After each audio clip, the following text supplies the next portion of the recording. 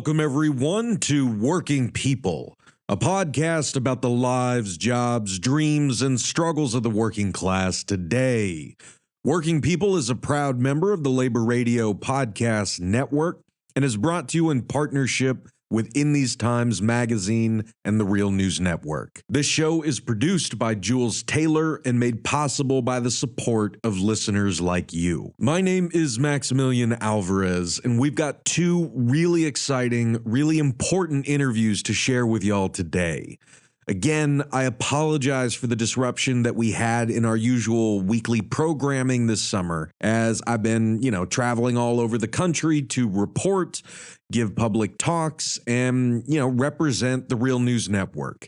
And that includes going to the Netroots conference in New Orleans, Louisiana, with some of our Real News team in the beginning of August. While we were there at the conference, I had the chance to record two really timely and critical interviews with two prominent labor leaders. And we're compiling those interviews and publishing them together here on the podcast ahead of Labor Day. And to be honest, each one of them speaks to the need for us in the labor movement to do some real, deep, serious, and urgent soul searching this Labor Day. As I said in my speech, What Good is a Union in Hell?, which I delivered as the keynote speaker at the National Convention of the National Organization of Legal Service Workers, UAW Local 2320, these are not normal times, and business as usual won't cut it. Working people across the board are under attack right now.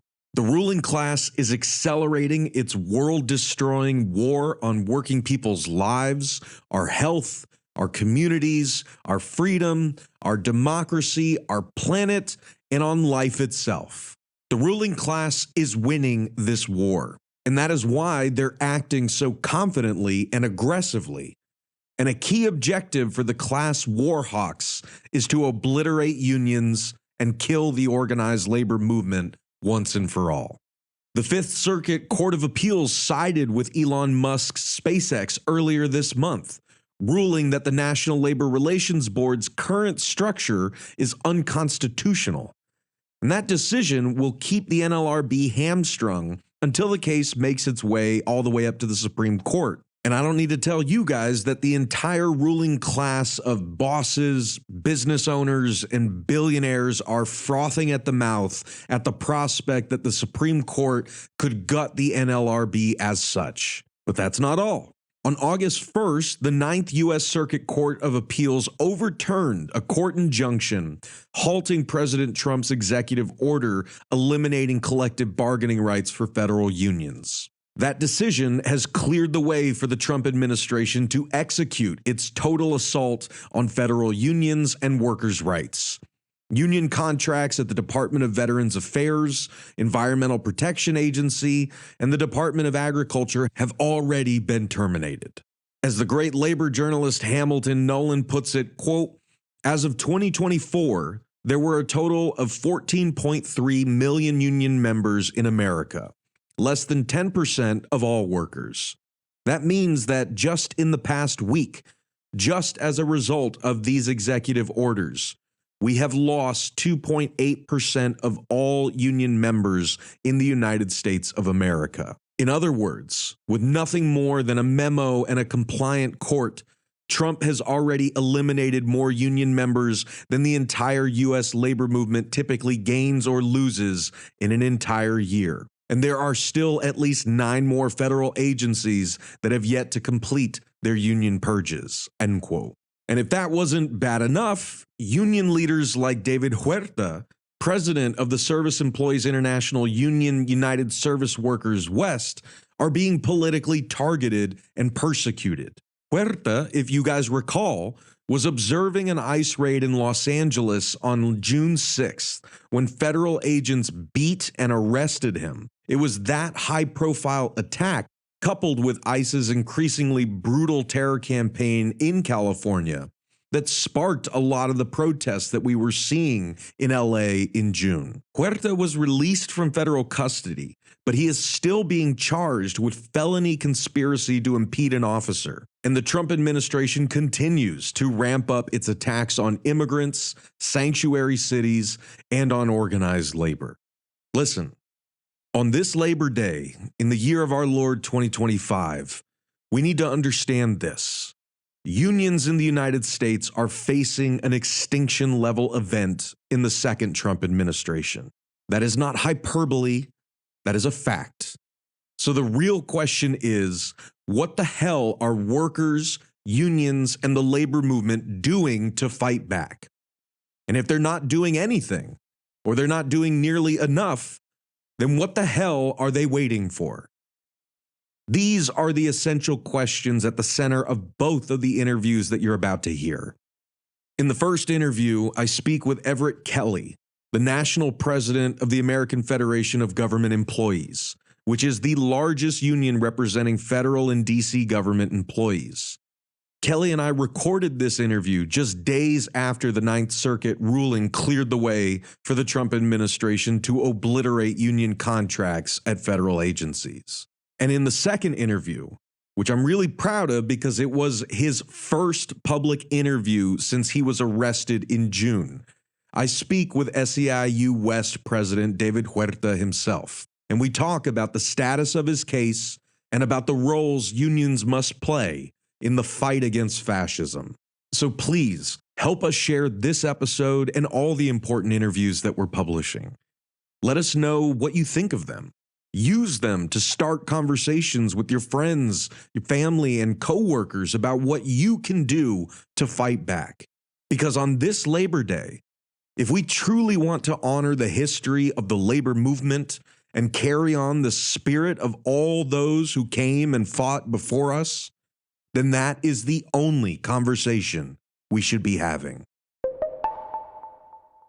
So my name is Everett Kelley. I am the national president of the American Federation of Government Employees, representing 820,000 federal and DC government workers. President Kelley, thank you so much for sitting down and chatting with us today. We're here at the Netroots conference in New Orleans in August 2025. And there's a lot of really dark stuff going on in the country right now, including really critical stuff that has to deal with your union, your members, and our democracy. I wanted to start there because we're talking just days after the Ninth Court of Appeals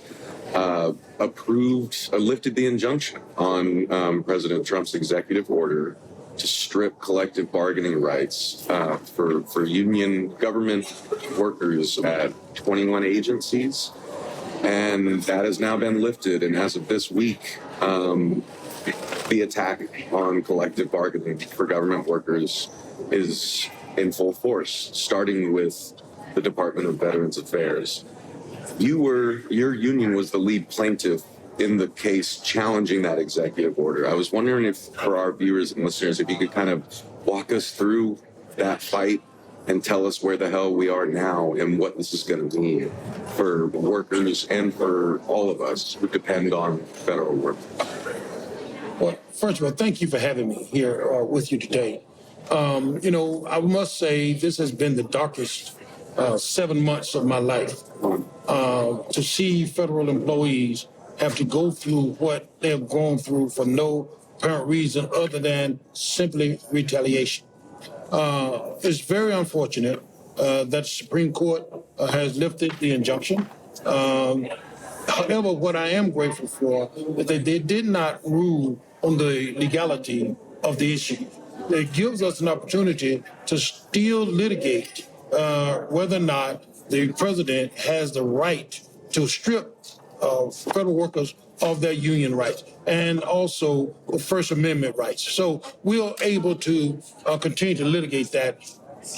I always say, it's been dark in some areas. We've lost some battles, but the ultimate goal is to win the war, and I think that we are on track to do that because we still believe we have a strong case. But with the Supreme Court's action, it has given the president thought that he has unfettered authority.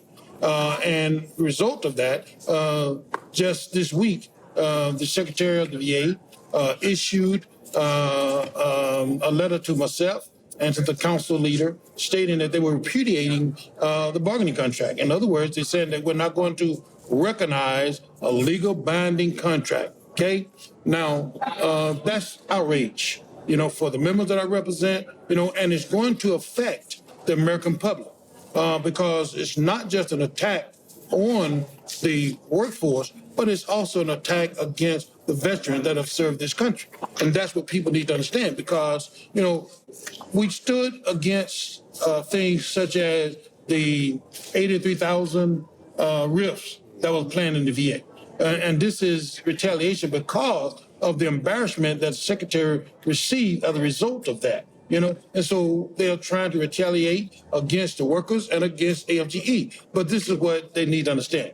We're not going no place. We're going to continue to fight, and we're going to win this battle ultimately because the American people understand now clearly what's happening. Okay? So as you mentioned, Doug Collins, head of the VA, said in that statement that, quote, unions that represent VA employees fight against the best interests of veterans while protecting and rewarding bad workers. I wanted to give you a chance to just respond directly to that charge. Let me read that again. I'll just read that one more time. I just want to think about that. But that we are not working in the best interest of the veteran is so far away from the truth. Think about this. To say, I want to shut down clinics across America, that's working against the interests of the veteran, in my opinion. But it's not the union that said that.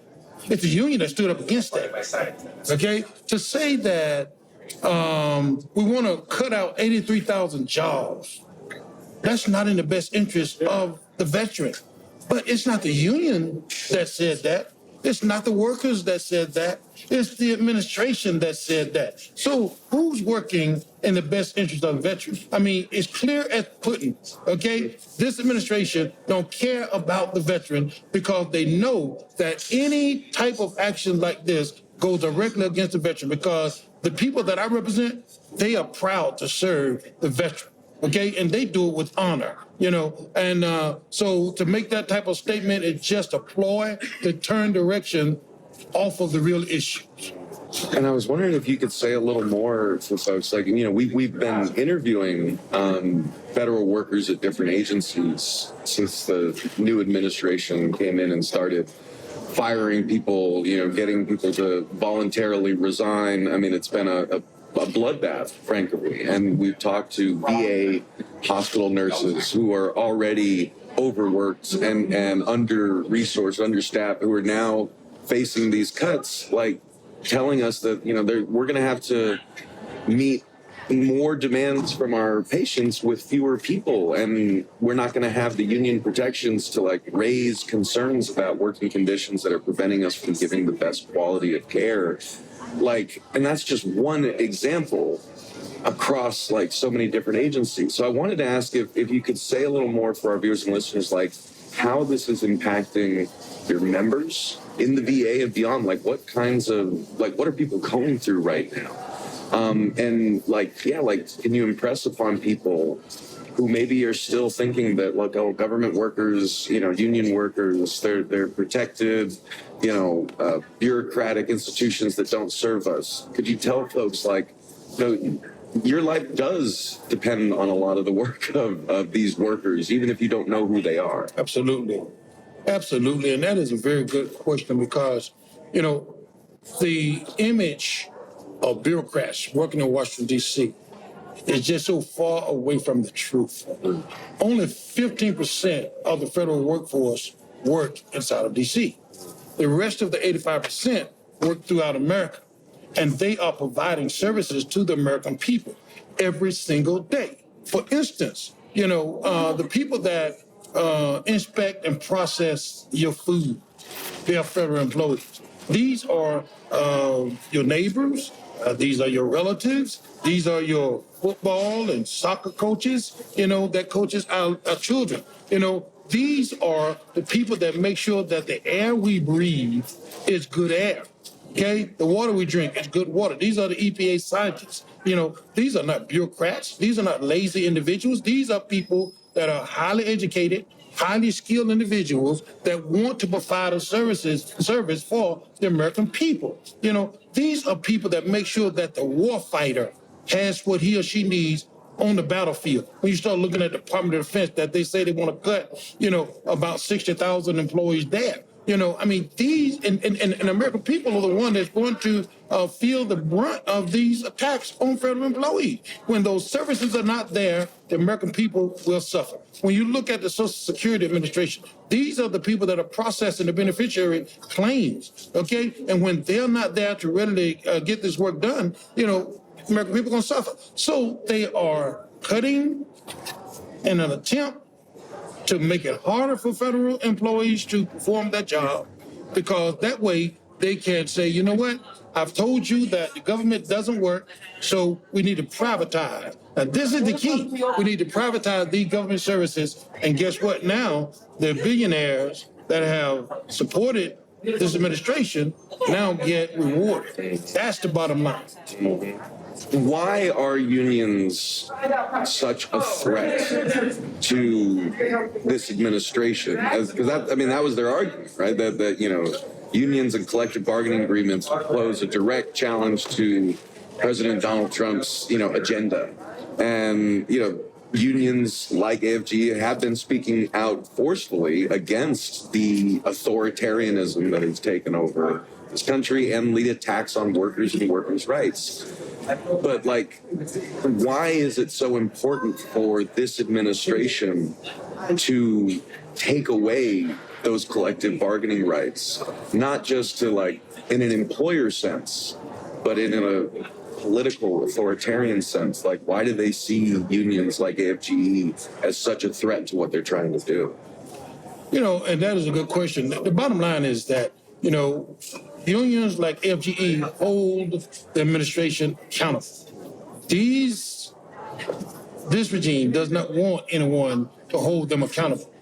They only want people that will be loyal to them.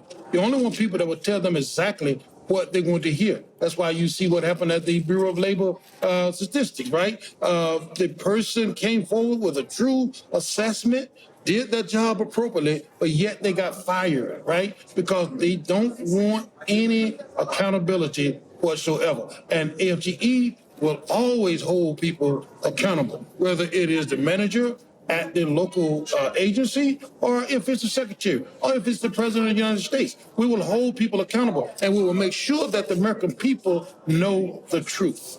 So I know you're a very busy man, and I got to let you go in a minute, but I wanted to sort of zoom out for a second, because a lot of union workers and non-union workers watch the real news, and we cover labor struggles and working class struggles across the board. From working class people living in sacrifice zones, where they and their children can't live healthy lives because of all the industrial pollution. We talk to people brutalized by the police and prison systems. We're talking to communities of workers who are being terrorized by ICE.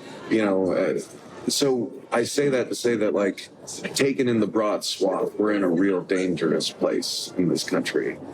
And, unions are one of the only institutions that we have for working class people to independently organize themselves and fight back. What is it going to take for the labor movement to really meet this moment with all the force that it needs and with the sort of broad united front? Because 10% union density is not going to, we don't have enough union workers to lead that charge with unions alone. But what role do you see unions playing in leading that charge to build a united front for working class people against this onslaught? That is a very good question, because it's my opinion that we, as a union, especially in the federal sector, have to reimagine this moment and how the union fits into this moment. We have to reimagine and restructure, almost every aspect of our union, because this is a different moment. right? This is a different environment than what we're used to. And so we're going to have to recalculate, okay, and reimagine the way we do business, the way we organize, okay? We've been working with various groups that's working with us to kind of show us, and talk to us about how do you really imagine and restructure FGE to fit the moment, because this is not yesterday. This is not 10 years ago. So we have to think in terms of, okay, this is 2025. And where do we see ourselves 5 years from now and 10 years from now? And that means that we have to reimagine, we have to relook every single aspect of FGE, the way we organize, the way we get our dues, and we've done, in my opinion, yeoman's work in that arena. Because, we were able to organize, because this guy came at us with an intent to break us, to drive every ounce of resources that we had, okay? But we took the opportunity to organize and reorganize our dues structure. And in less than 3 months, we put 150,000 new employees on a new system that belonged to AFGE by working with partners, that understood where we needed to go, and we're going there. And I just want to say this, I want to leave this with you. If anybody thinks that AFGE is going someplace, they need to think again, because we're here to stay, and we'll be fighting for our members as long as we're here. We've been here for 93 years fighting these fights, and we'll be here long after this administration and others have gone on.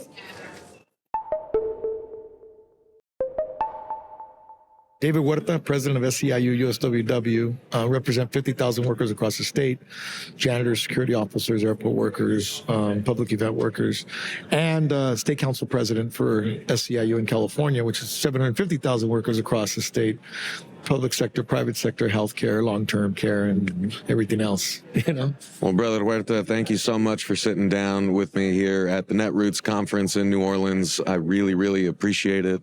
And I know that you've been going through a lot. Our country's going through a lot right now. And, everyone in the labor movement and so many beyond organized labor felt a collective chill run through our blood when we watched those videos of ICE agents brutalizing you, arresting you, a prominent labor leader.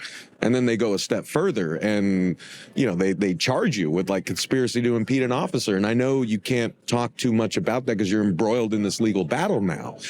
And I also know that you're the first person to say that this fight is not about you as an individual. And I want to dig into everything and everyone it is about. But since I have the chance to sit with you here and now, I wanted to just ask if you could remind our viewers and listeners, take us back to that day. Remind us of the context of what you were doing, what happened to you, and what you can tell us about where things stand now. Sure. Well, limited on what I can talk about that day. As you mentioned, I'm still in a process, right? Mm-hmm. And so, on the advisement of my legal team, I can't really go into the details of the incident itself. But I will say that, I was there because I have a First Amendment right to be there. Mm-hmm. That day, it was, I remember waking up, the first thing I see is, looking at TikTok and stuff, and that there was sightings of ICE in and around Los Angeles. And, up until that point, there have been a lot of false flags, so to speak, with the exception of what we saw in Central Valley. Yeah.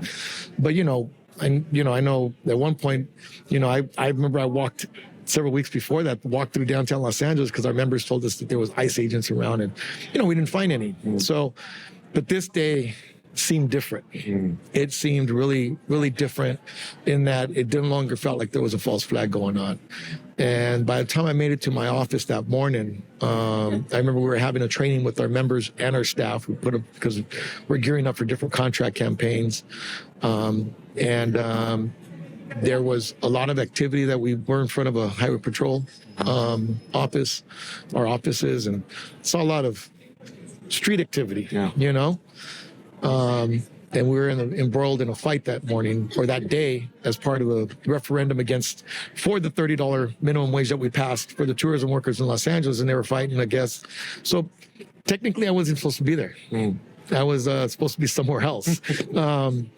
But I was asked if I could be there because they needed support, and there was a raid that, if I could confirm, one, was it happening, and two, if I could help. And so, I said yes. I didn't think twice. I figured I'll be there, and then I'll go to my second destination, the destination I was supposed to be at.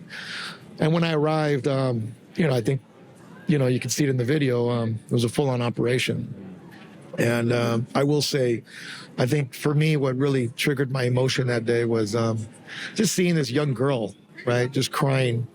Because, she knew her father was inside. And it just, I just really felt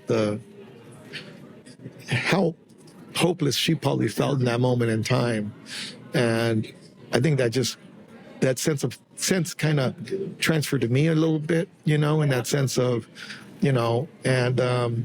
and something just told me that, this was going to be, again, I can't talk into the details of that day, but, and hopefully someday I will be able to talk about it more freely. And hopefully I'll have my day in court to talk about it freely. But I just felt like this was a moment of taking a stand. And I didn't really think it out. I didn't, it wasn't like something that I went with any intention, but I felt as if somehow this was starting something much bigger.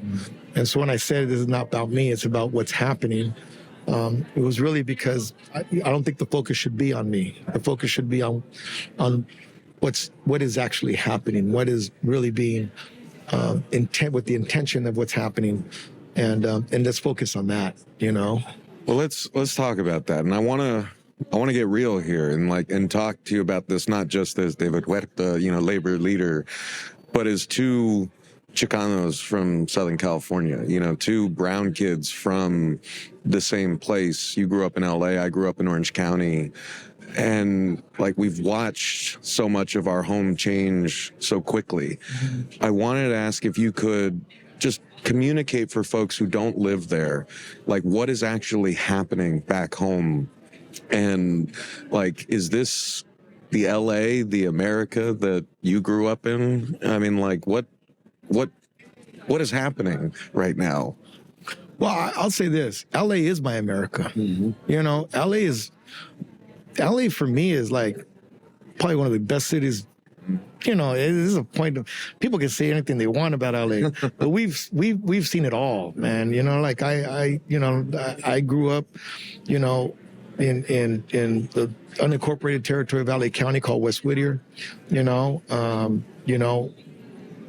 in East LA, very typical Chicano family story, but, what Los Angeles for me represents is really, it's home.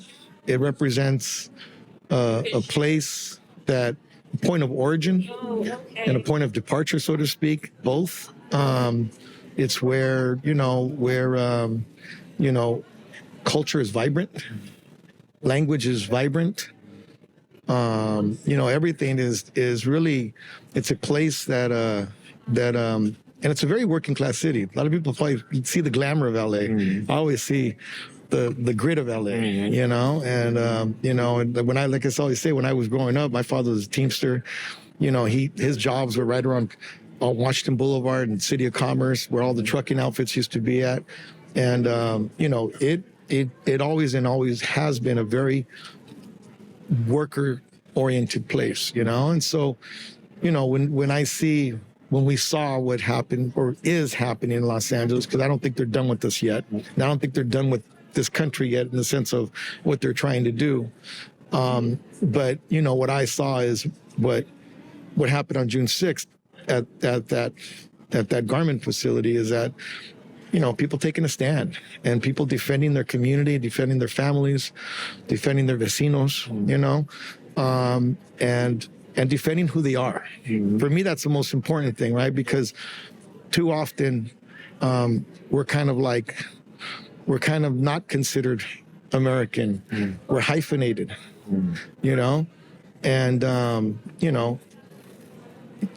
and so for me, it's sort of like this is our response back to those who want to erase us, who want to deny us. And you can't deny us anymore. And we're going to defend and we're going to fight. And we got a real fight on our hands, right? Because I was just back home filming for The Real News in, Pasadena, Santa Ana, like 10 minutes from where my folks live. I'm interviewing the son of Narciso Barranco, a man who's worked here for 30 years and was working as a landscaper in front of an IHOP, and he just gets sworn by these masked, unidentified, armed thugs who beat the shit out of him in the middle of an intersection and disappear him in a van. Yeah. And, this is happening all over the place. Like, I went to food drives that are for immigrant families that can't leave their homes and haven't left in weeks. Like, the parks are empty. The food trucks are gone. Like, there's a real terror gripping the neighborhoods I grew up in. But like you said, I'm also seeing a lot of grassroots resistance from folks who are done waiting on the Democratic Party. They're done waiting on local governments, even, official unions. They're saying, we're going to band together and do this ourselves. And I wanted to ask, where the labor movement and where unions, need to be in that fight, and what the labor movement can do to really help empower people in this fight against authoritarianism. Well, look, I think, as a labor person, right, as somebody who spent his last 29 years, organizing in community, organizing basically, immigrant workers and black workers, right? Because the beauty of my organization is that, it was, I think about 15 years ago, we engaged in one of the largest organizing efforts to organize black workers and security officers, in a really long time. And so, our organization, I think, is what's possible, right? Especially in Los Angeles, where, we can't deny there's been tension between black and brown communities in the past.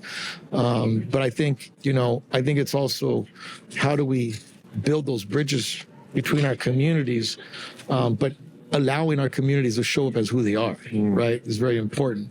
And we've played, as a labor union, we've played a role in creating that environment for our members. I think this moment in time, though, also calls for labor, to really weigh in. They have to lean in, man. It's like, we have to be part of, we have something that's unique. We have resources. We have facilities, we have rank and file members, right? We have standing organization, all of those things make us a catalyst right now in creating something. And, I think the one thing that we can do, because I think how we're going to fix this, or not fix this, there's no fixing this, we got to organize this. It is, we're going to have to create disruption, non-cooperation, figure out how we are really destabilizing, so to speak, what is, this authoritarianism, right? But labor, I think, plays a central role in significantly different role in that labor disruption. How can we build the rank and file power? How can we build within worker organization to really build towards mass disruption, and how do we lean into that disruption? And I firmly believe, I think if there is going to be a disruption, it's going to start with service workers, because those service workers are the ones who are on the crosshairs of this organization, because those are the places where the predominantly black and brown workers are at. Yeah. And so that's in my opinion, it's the workforces that represent those workers that are going to be a catalyst in change. And so when I look at SEIU is all predominantly, we're the long-term care workers, we're the healthcare workers, we're the janitors, we're the security officers, we are that service workforce that, if we lock arms with other service workers like hotel workers, farm workers, if we're able to really galvanize and move, it's going to be that workforce that's really, in my opinion, can really create the disruption big enough, or the crisis big enough to make the change that we need. And I know you got to head out of here in a sec and catch a plane, and I really appreciate this time with you, man. I wanted to kind of build on that last point. I mean, in the administration and, the people who support it, they understand the threat that unions and organized labor pose to their agenda. I mean, Donald Trump is now rescinding collective bargaining rights for federal unions, in agencies across the board. They went after you, like they're going after labor leaders. And so I guess the blunt question is, like, why do fascists hate unions so much? And what role must organized labor play in the fight against fascism and the fight for something better for working people? Yeah, well, I mean, look, I think we're the one part of our economy and our society where, where we have the collective power to make change. And, a fascist, authoritarian government like we're seeing right now is going to try to dismantle that so they have the power to be imposed. Look, I think right now we're going to be, we're going from billionaire class to the trillionaire class. We're not very far from that. And the sad thing is that'll probably be celebrated. It's like we're going to celebrate somebody's wealth that comes at the cost of working people. And I think the fear is that, if labor does their job right, as we should, we can grow a class consciousness. We can make people understand that the wealth that's being accumulated, the wealth that's being generated, the wealth that's being centralized into the hands of a few at the cost of many, have the power to change something. And I think that, and that's why I keep telling when I said it today, con estas manos, right? Con estas manos. I mean, I tell my members all the time, you have the power. You have power in your hands because in your hands are the labor that makes this economy function. And the same way how you give that power, you can withhold that power as well. And so I think it should not be lost on these guys why they've been over the last 40 years have been pounding on labor. That's why we're at such small numbers that we are now, right? Back in the day of my father's generation, labor was, they were power. They had the ability to be able. My father was able to raise 2 children on one income. Tell me where that happens nowadays. It doesn't happen. And not loading a truck, it surely does not happen. And so I think that what is possible is what scares them. And I think what is possible is what should motivate us. Right? And I think that's what we have to remind ourselves, that when we build that power across our differences, white, black, brown, language, gender, all these different differences we have, it doesn't mean I have to change who I am. It means I get to show up as who I am and respect each other's difference and get into a space where through that difference we can build power, and really show up as a Chicano, show up as black people, show up as white people, show up as who you are. And let's build that power because, I firmly believe, and I still believe in this democracy. I haven't given up on it yet, and, my father fought for it. I have uncles who fought for it, my brother, and so I haven't given up on it yet. None of us should give up on it. And like I said, the flaw in MAGA is that they think somehow the greatness of this country is in its past. And I really think the greatness of this country is still in its future, And so, these are the things that for me, I hope that as working people should motivate us, should inspire us, and should really put us in a space where we can make a better quality of life for working people and not allow the trillionaires to determine our destiny, but we should determine that for ourselves.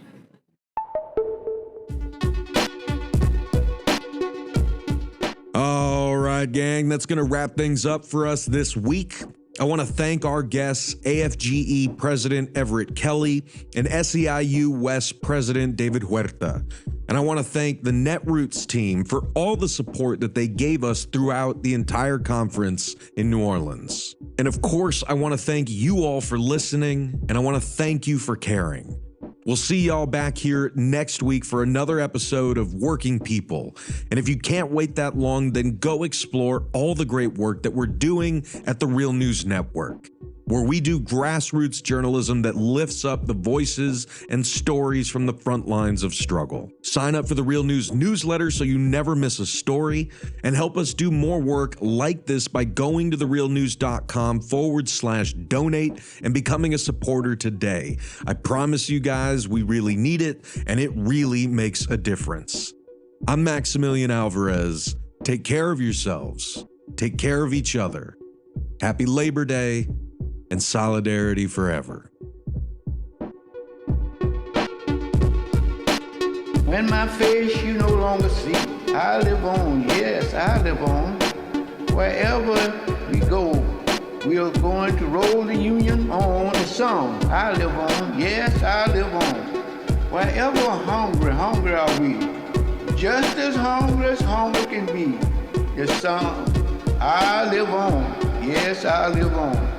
Where mean things are happening in this land, is read a song, I live on, yes, I live on. Wherever the book mean things are happening in this land is read, I live on, yes, I live on. Wherever the videotape of me is shown, I live on, yes, I live on.